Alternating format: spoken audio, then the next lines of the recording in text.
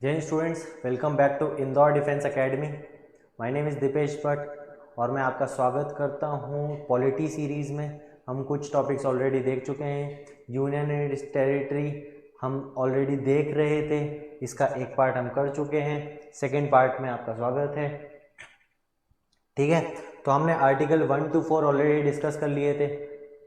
Article 1 क्या कहता है कि India that is Bharat shall be a union of states, है ना।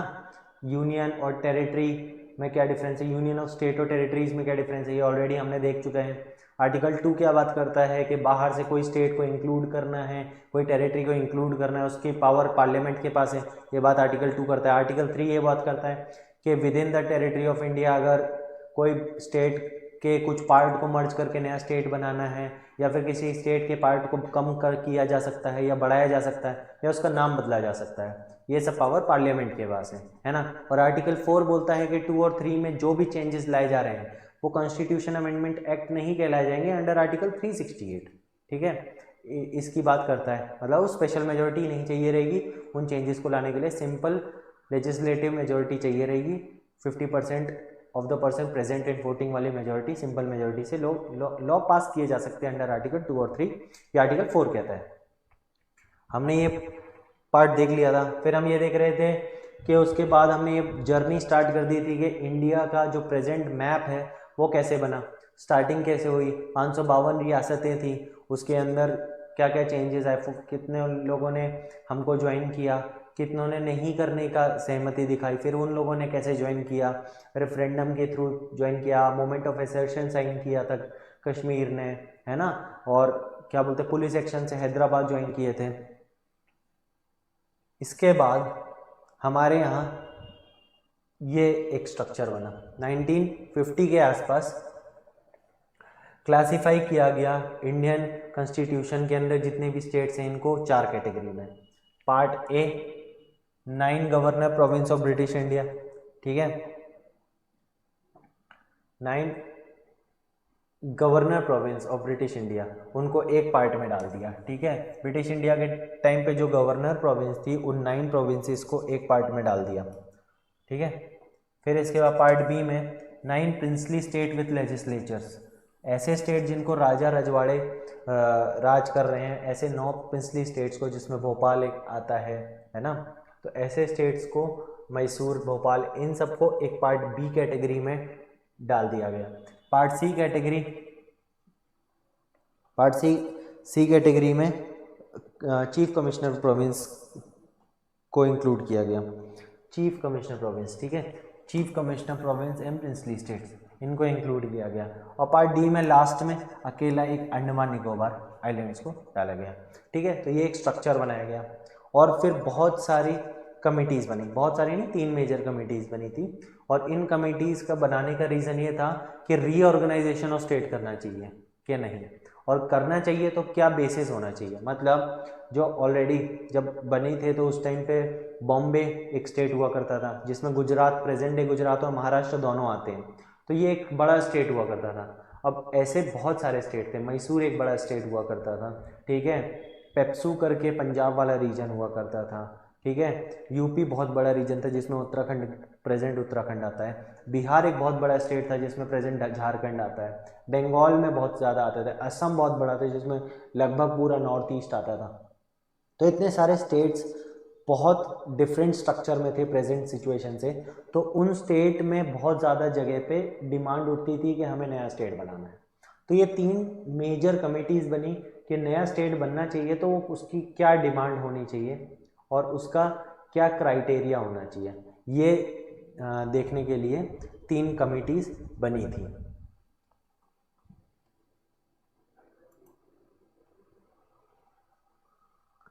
ठीक है, तो ये 3 कमेटी बनी थी। इस कमेटी को एक निमोनिक से याद कर सकते हैं, डीजे फैजल। ठीक है, ये 3 कमेटी थी, धार कमेटी, जेवीपी कमेटी और फैजल अली कमेटी। डीजे फैजल से आप याद कर सकते हैं। ठीक है, तो सबसे पहले 1948 जून 1948 में धार कमेटी बनी।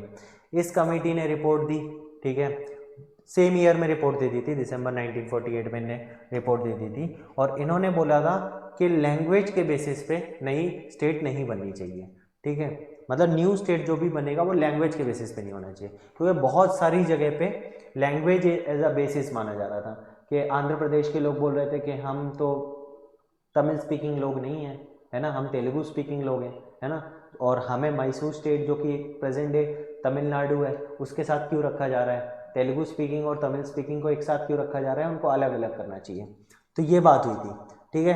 तो ये डिमांड उठ रही थी, उसी लिए 3 कमिटीज़ बनी और धार कमीशन ने अपनी report on the same year दिसंबर 1948 में ये रिकमेंड किया कि लिंग्विस्टिक बेसिस पे demand of linguistic reorganisation of state मना कर दिया, अगेंस्ट सच रीऑर्गेनाइजेशन, है ना। उनकी रिकमेंडेशन उसके अगेंस्ट थी कि ऐसी कोई भी डिमांड को हम फॉलो नहीं कर रहे हैं। Following public resentment JVP committee दिसंबर 1948 गिवन सेम टास्क, है ना।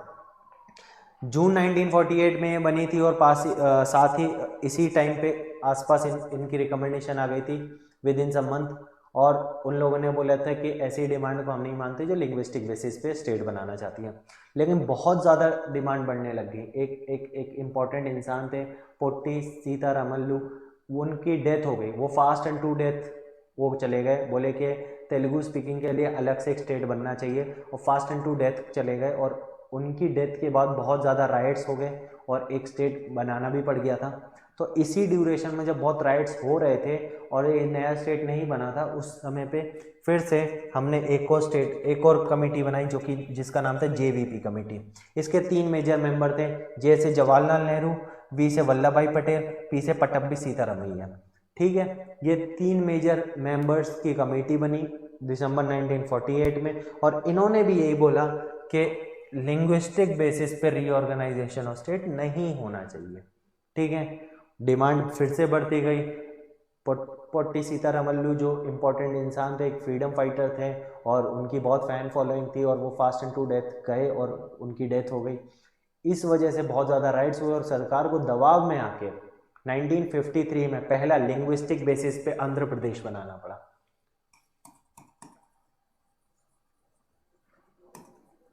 Andhra Pradesh 1953 first state to formed on the basis of linguistic basis, ठीक है। लिंग्विस्टिक बेसिस पे पहला स्टेट बना, लिंग्विस्टिक बेसिस पे पहला स्टेट बना आंध्र प्रदेश 1953, ठीक है। अब इन दोनों ने तो रिकमेंड किया था कि लिंग्विस्टिक बेसिस पे नहीं बनना चाहिए, तो सरकार को बनाना पड़ा अंडर हाई प्रेशर। तो फिर इसके बाद October 1953 government force to create Andhra Pradesh on linguistic basis, this intensified the linguistic reorganisation demand. अब सारे स्टेट डिमांड करने लगे कि हमको लिंग्विस्टिक बेसिस पे एक स्टेट चाहिए, ठीक है। नॉर्थ ईस्ट के लोग भी डिमांड करने लगे, महाराष्ट्र गुजरात भी अलग होना चाहिए कि हम गुजराती स्पीकिंग है, मराठी स्पीकिंग है ना। तो ऐसे बहुत सारी जगह पे डिमांड्स आने लग गई। तो उसी बेसिस पे फिर फजल अली कमेटी बनी 1953 दिसंबर में, ठीक है। इसके 3 मेंबर हैं। रिसेंटली ये क्वेश्चन आया है कि 3 मेंबर की ये कमेटी है, इसमें कौन कौन से 2 मेंबर थे, HN कुंजरू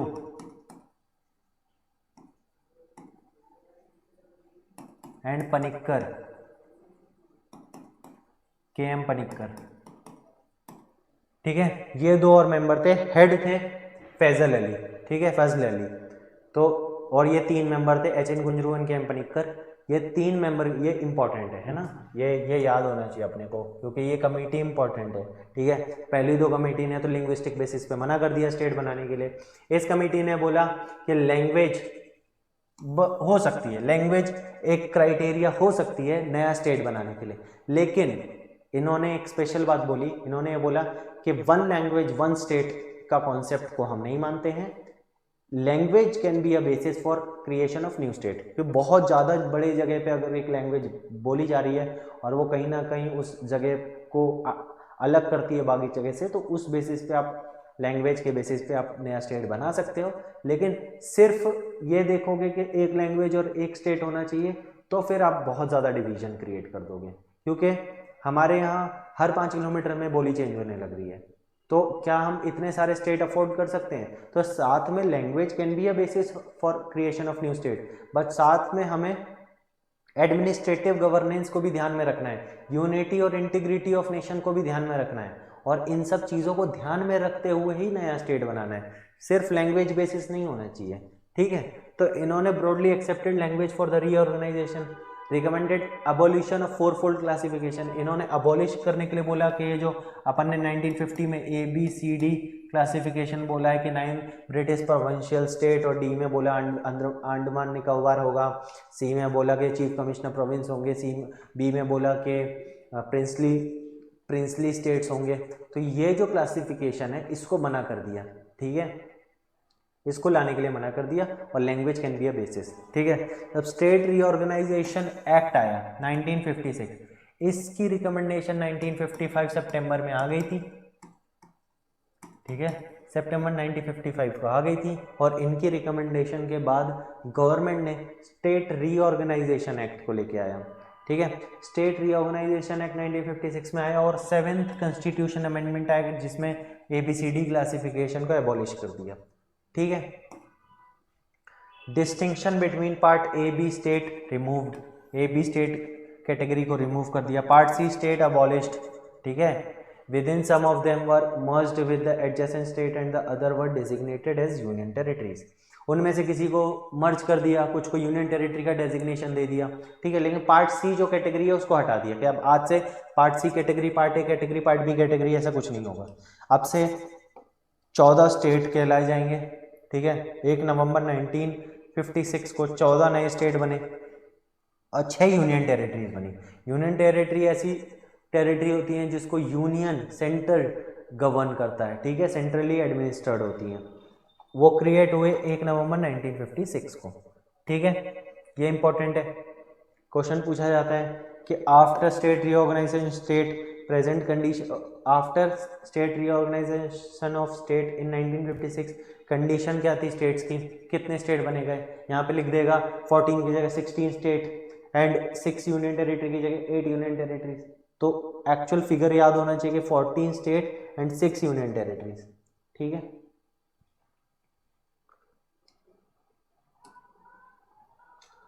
अब न्यू स्टेट बनने की जर्नी क्या हुई, सबसे पहले हमने देखा कि प्रिंसली स्टेट्स थे, फिर वो लोग हमारे इंडिया में कैसे इंक्लूड किए गए, फिर इसके बाद 14 स्टेट भी बन गए, 3 कमिटीज बनी, है ना, 3 कमिटीज के साथ साथ ABCD क्लासिफिकेशन हुआ, 3rd कमिटी ने बोला कि language can be basis for reorganisation, है ना, फैजल अली कमेटी ने बोला, और फिर उसके बाद 14 स्टेट भी बना दिया और 6 यूनियन टेरिटरी भी बना दी। लेकिन आज की डेट में क्या है, आज की डेट में 28 स्टेट है हमारे यहाँ और 8 यूनियन टेरिटरी है।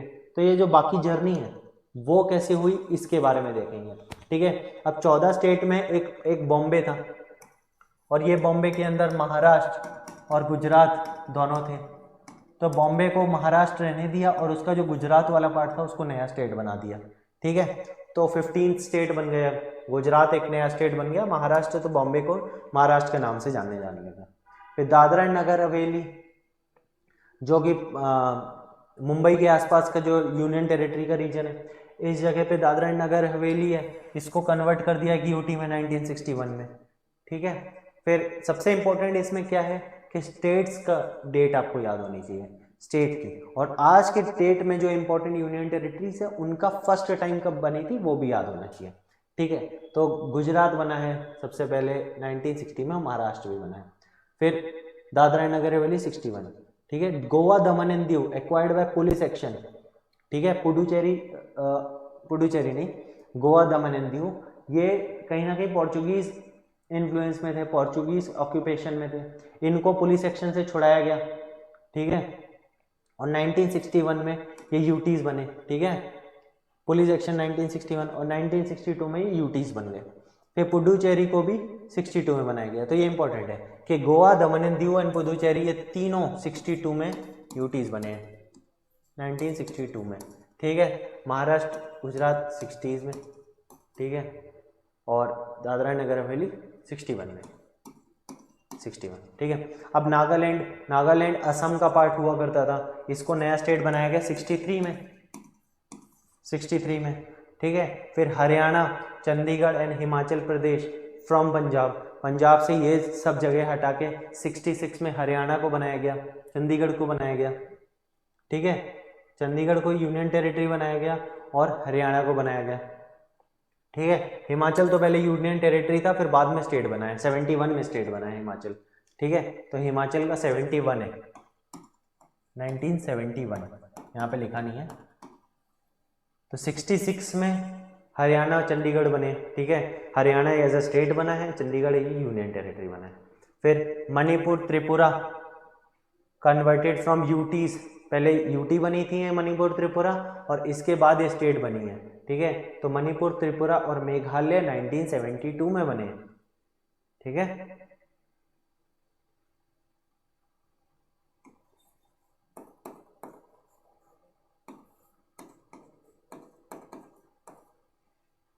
एक सेकेंड, 1972 में स्टेट के फॉर्म में बने। ठीक है, अब सिक्किम का क्वेश्चन बहुत बार आता है। सिक्किम में 2 अमेंडमेंट हुई हैं, 35th कॉन्स्टिट्यूशन अमेंडमेंट एक्ट और 36th कॉन्स्टिट्यूशन अमेंडमेंट एक्ट। या आर्टिकल 2 के अंडर कहीं ना कहीं पार्लियामेंट को पावर थी कि बाहर से कोई स्टेट को इंटीरियर ऑफ कंट्री के इंक्लूड करना, है ना, मतलब इंटीरियर में लाना, अपनी कंट्री के अंदर इंक्लूड करना। Sikkim 35th constitution amendment act से सबऑर्डिनेट स्टेट बना था, एसोसिएट स्टेट बना था। ठीक है, पहले। फिर इसके बाद 36th कॉन्स्टिट्यूशन अमेंडमेंट एक्ट के साथ ये फुल फ्लेज स्टेट बना, जो कि 22nd स्टेट था। ठीक है, 22nd स्टेट के फॉर्म में सिक्किम आया। ठीक है, पहले प्रोटेक्टरेट था कि भाई आपका एक्सटर्नल अफेयर्स, कम्युनिकेशन, ये सब इंडिया संभालेगा। फिर सिक्किम के लोगों ने बोला कि नहीं, हमें फुल फ्लेज स्टेट बनना है इंडिया का, तो 36th कॉन्स्टिट्यूशन अमेंडमेंट एक्ट से उसको फुल फ्लेज स्टेट बनाया गया। और ये दोनों क्वेश्चन मैं 2-3 बार दोहरा चुका हूँ कि दोनों क्वेश्चन आ चुके हैं CDS और UPSC में भी एक आध बार क्वेश्चन आया, CAPF में भी ये क्वेश्चन आया। ठीक है, और आर्टिकल 2A लाया गया। आर्टिकल 2A बाद में नलीफाई कर दिया गया और 10 शेड्यूल में, है ना, पहले एसोसिएट स्टेट बनाया गया और after referendum Sikkim was made a state amending 1st and 4th schedule and added 371 है। ये स्पेशल स्टेटस देता है 371F, और ये हम स्पेशल स्टेटस बाद में देखेंगे। 371 आर्टिकल जब हम करेंगे तो हम सारे स्टेट के इंपॉर्टेंट जो भी स्टेट है जिनको स्पेशल स्टेटस मिला है उन सबको डिस्कस करेंगे। ठीक है, मिजोरम 87 में, अरुणाचल प्रदेश एंड गोवा, ये तीनों स्टेट मिजोरम, अरुणाचल प्रदेश एंड गोवा 87 में स्टेटहुड में आए।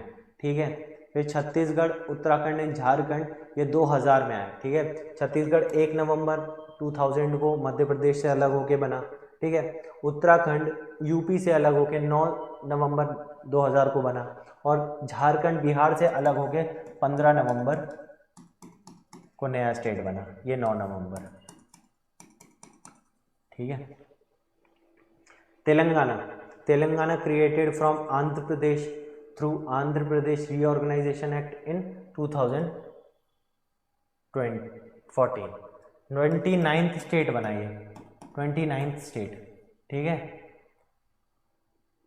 फिर इसमें इस ऑर्गेनाइजेशन में क्या क्या प्रोविजंस थे वो भी बात हुई है कि हैदराबाद में जॉइंट कैपिटल फॉर 10 ईयर्स। पहले ये बोला गया कि 10 साल तक हैदराबाद जॉइंट कैपिटल रहेगी और आंध्र प्रदेश की कैपिटल रहेगी अमरावती। ठीक है, फिर इसके बाद Hyderabad high court to be shared until separate high court Amaravati में एक, या फिर जहाँ पे भी आंध्र गवर्नमेंट बोले वहाँ पे एक नया हाई कोर्ट जब तक नहीं बन जाता तब तक हैदराबाद का ही हाई कोर्ट दोनों के काम करेगा, दोनों स्टेट का काम करेगा। आज के डेट में अभी इस साल का रिसेंट करंट अफेयर्स है कि आंध्र प्रदेश की गवर्नमेंट ने डिसाइड किया कि अब विशाखापट्टनम को उनकी नई कैपिटल बनाया जाएगा। ठीक है, पहले अमरावती थी, अब विशाखापट्टनम हो गई है। ठीक है, तो इस तरीके से पूरी जर्नी हमने देखी कि किस तरीके से स्टेट आज के फॉर्म में आए। फिर भी इसके बाद हमने 2019 में JNK जो कि एक स्टेट हुआ करता था, तो ऐसा पहली बार हुआ है कि एक स्टेट से यूनियन टेरिटरी की तरफ शिफ्ट हुआ है। हमेशा ऐसे ही होता था कि एक यूनियन टेरिटरी एक स्टेट में कन्वर्ट हुई है, ठीक है। तो ये जे.एन.के जो है ये स्टेट से यूनियन टेरिटरी में बना 31 अक्टूबर 2019, ठीक है। और लद्दाख जो कि जे.एन.के का पार्ट था, लद्दाख जो कि जे.एन.के का पार्ट था, ये एक नई यूनियन टेरिटरी बनी, ठीक है। इसके बाद 26 जनवरी 26 जनवरी 2020 को दादरा एंड नगर हवेली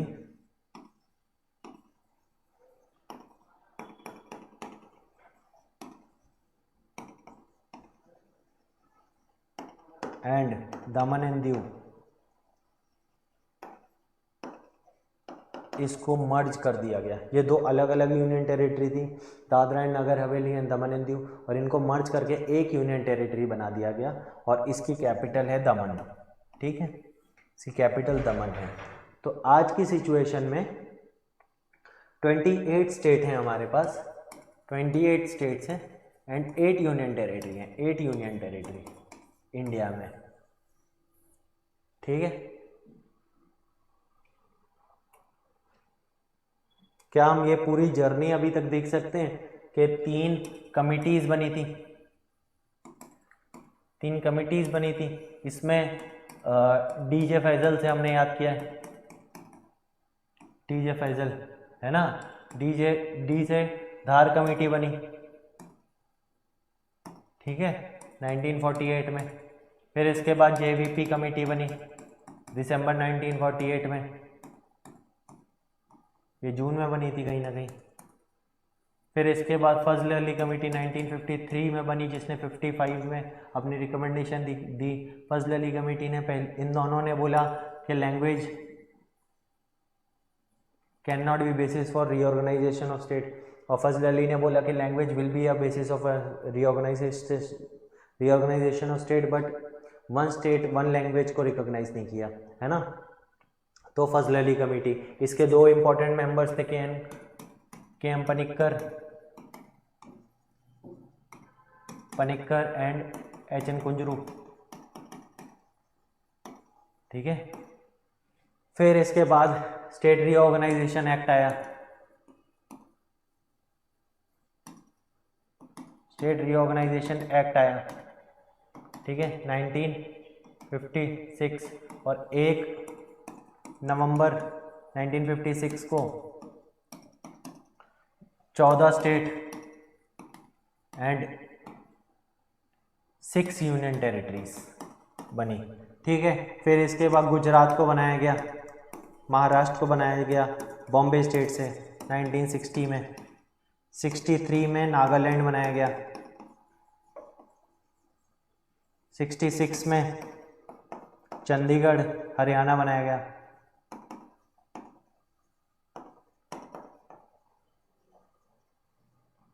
चंडीगढ़ क्या है, यूटी है ना। फिर इसके बाद 71 में हिमाचल बना। ये सब याद होना चाहिए, इसलिए बार बार अपन रिवाइज कर रहे हैं। फिर इसके बाद 87 में मिजोरम, त्रिपुरा, मेघालय,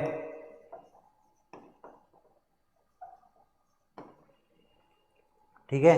ये कुछ इंपॉर्टेंट स्टेट बने, मणिपुर, त्रिपुरा एंड मेघालय, है ना। ये 72 में बने, सॉरी 1972, मणिपुर, त्रिपुरा, मेघालय। 87 में तो 87 में भी कुछ इंपॉर्टेंट बने थे। गोवा बना था,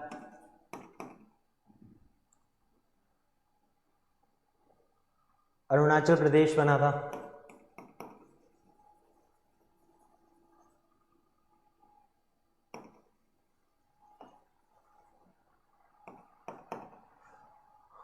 ठीक है, गोवा और मिजोरम बना था,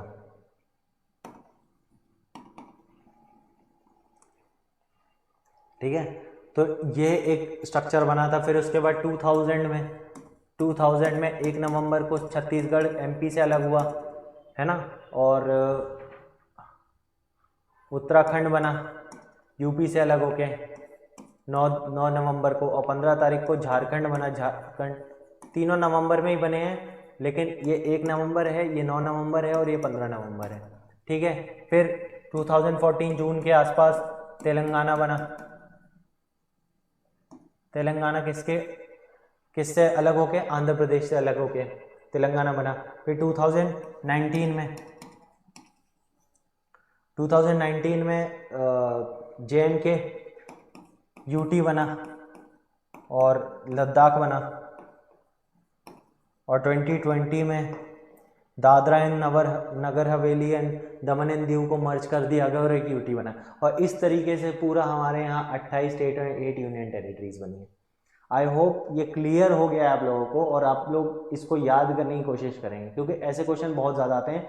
मेजरली प्रिलिमिनरी एग्जाम्स में इस टॉपिक से बहुत ज़्यादा क्वेश्चन आते हैं। MCQ बेस्ड क्वेश्चन बहुत ज़्यादा यहाँ से क्रिएट होते हैं। ठीक है। वही constitution, article 1 name and territory of the union, part article 2 admission और establishment of new state. 2A बना था, जैसा कि हमने डिस्कस किया, Sikkim to be associate state, और बाद में रिपील कर दिया गया। ठीक है। फिर article 3 formation of new state and alteration of area boundary and names. 3 ही काम हो रहे हैं जो कि पार्लियामेंट के पास पावर है। फिर आर्टिकल 4 के 2 और 3 में जो भी लॉ बनेंगे वो कॉन्स्टिट्यूशन अमेंडमेंट एक्ट नहीं कहलाएंगे, अंडर आर्टिकल 368। कुछ इंपॉर्टेंट क्वेश्चंस को देखते हैं। Union of India includes which of the following. Union के अंदर क्या क्या आता है? स्टेट आता है, यूनियन टेरिटरी आता है, territory acquired by the India आता है। तो टेरिटरीज ऑफ इंडिया के अंडर ये तीनों आते हैं, लेकिन यूनियन ऑफ इंडिया के अंदर ओनली स्टेट्स आते हैं, है ना। Under article 3 which power does the parliament have in relation to formation of new state. Formation of new state के रिलेशन में आर्टिकल 3 के अंडर कौन कौन सी पावर है? It can increase the area of any state, बिल्कुल सही बात है, एरिया किसी भी स्टेट का इंक्रीज किया जा सकता है। Can not diminish the area of any new state. Can not नहीं, कैन, तो नॉट नहीं लगेगा, तो ये स्टेटमेंट गलत हो गई। फिर it can alter the name of any state, बिल्कुल सही बात है कि parliament can alter the name of any state, तो आर्टिकल ये पॉइंट 1 और 3 सही होगा, है ना। How does the constitution of India describe India as. किस तरीके से डिस्क्राइब किया जाता है? फेडरेशन या यूनियन? Union of state. ठीक है। India that is Bharat shall be a union of state, article 1 कहता है। Consider the following statement. Union of India comprises state and union territory of India. Union के of India के अंदर क्या है? State भी है और यूनियन टेरिटरी भी है? नहीं, यूनियन टेरिटरी तो हमारी टेरिटरीज ऑफ इंडिया के अंडर है। Territory of India comprises, state भी कंप्राइज करता है, यूनियन टेरिटरी भी, और टेरिटरी एक्वायर्ड इन फ्यूचर, तो ये बात तो सही है। Union of India includes the state which are members of federal system, ये बात भी सही है कि यूनियन ऑफ इंडिया के अंदर ऐसे स्टेट आ रहे हैं जो फेडरल सिस्टम का मेंबर है, तो ये 2 और 3 सही है ना। Which of the following are the argument against the creation of smaller state? ठीक है, स्मॉलर स्टेट बनाने के अगेंस्ट में क्या क्या आर्ग्यूमेंट्स हैं? इंक्रीज्ड एडमिनिस्ट्रेटिव एक्सपेंस, अगर स्मॉलर स्टेट बनेंगे तो एडमिनिस्ट्रेटिव एक्सपेंस बढ़ जाएगा, तो ये आर्ग्यूमेंट अगेंस्ट में है कहीं ना कहीं, सही बात है। इंक्रीज्ड इंटर स्टेट कॉन्फ्लिक्ट, अगर हम स्टेट छोटे छोटे बना देंगे बहुत सारे तो इंटर स्टेट कॉन्फ्लिक्ट बढ़ जाएगा, ये बात भी सही है। जैसे कि कावेरी वाटर डिस्प्यूट, कावेरी जहाँ जहाँ से जा रही है वो सारे स्टेट के बीच में कावेरी वाटर के शेयरिंग को लेकर डिस्प्यूट है, तो इस तरीके के डिस्प्यूट्स और बढ़ जाएंगे अगर हम स्टेट्स को बहुत ज़्यादा डिवाइड कर देंगे, तो ये बात भी कहीं ना कहीं सही है। ठीक है, competition among state for more development, तो ये अगेंस्ट में तो बात नहीं कर रहा है, ये तो फॉर में बात कर रहा है। और इनएफेक्टिव फिस्कल मैनेजमेंट, फिस्कल मैनेजमेंट इनएफेक्टिव हो जाएगा, ये बात भी सही नहीं है ना। तो 1 और 2 कहीं ना कहीं सही रहेगा। The states of the Indian union can be reorganised और देयर बाउंड्रीज अल्टर्ड बाय ठीक है, स्टेट ऑफ इंडियन यूनियन की को रीऑर्गेनाइज किया जा सकता है या फिर बाउंड्री अल्टर कैसे की जा सकती है पार्लियामेंट के द्वारा? क्या ये एग्जीक्यूटिव ऑर्डर के द्वारा की जा सकती है of union government with the consent of concern state government? Executive order तो नहीं होता। यूनियन पार्लियामेंट, ये बात तो गलत है, सिंपल मेजोरिटी से पास होना चाहिए। Union parliament bye simple majority in the ordinary process of legislation. Article 4 बोलता है कि 2 और 3 में जो भी चेंजेस हैं वो सिंपल मेजोरिटी से पास होंगे, तो ये बात तो मुझे सही लग रही है। 2/3 मेजोरिटी, ये तो स्पेशल मेजोरिटी होती है अंडर आर्टिकल 368, ये तो नहीं चाहिए। और 2/3 majority of both the house of the parliament and consent of concern state legislature, ये भी गलत है। तो आंसर अपना बी होगा। ठीक है, this is the end of our video, thank you for watching.